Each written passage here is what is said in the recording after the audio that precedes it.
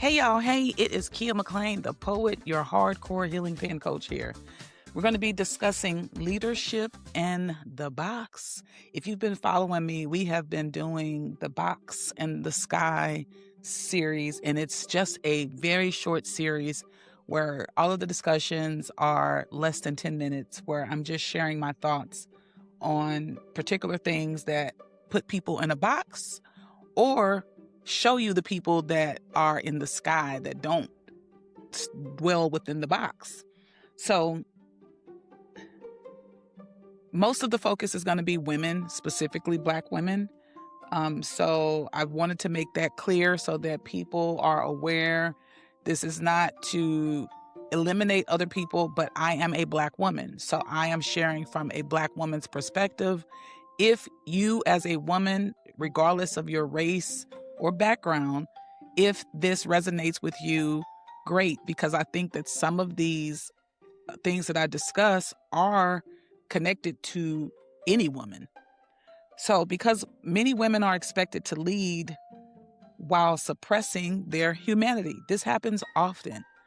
And so I want to dive into that a little bit, because leadership has a lot of stereotypes, right? It's often associated with detachment or dominance or certainty, control, and sometimes emotional distance. But many women lead differently. I believe emotional intelligence is leadership. Discernment is leadership. Compassion is leadership. And definitely listening is leadership. But those qualities are often undervalued because they are associated with femininity. Black women leaders are often forced into impossible positions. Too soft, weak. Too direct, aggressive. Too collaborative, not authoritative. Too confident, intimidating. And I want to share a very short and brief interaction and experience I had with a coworker at one point.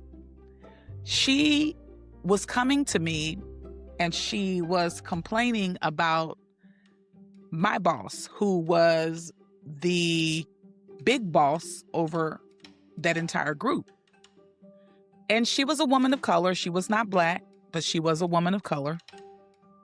And I noticed that she consistently got a lot of pushback. People were, and this was on both sides, from both men and women, they were very reluctant to follow her. They interpreted her behavior or her tone or her energy always in a negative manner. Meanwhile, there were men terrorizing people in the office. And that was the comment that I would get is, well, that's just how they are. And so excuses were given for the men while accusations twirled toward the woman. And I've noticed this so many times. I've even noticed Black women who get into leadership overexert power to emphasize their position.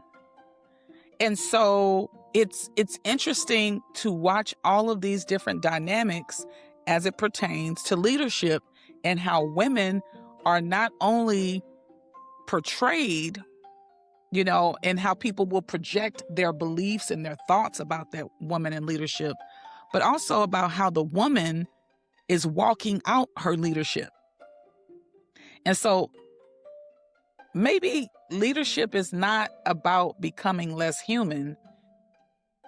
Maybe it's about learning how to remain grounded in authenticity while carrying responsibility. Because you don't have to harden yourself to become powerful.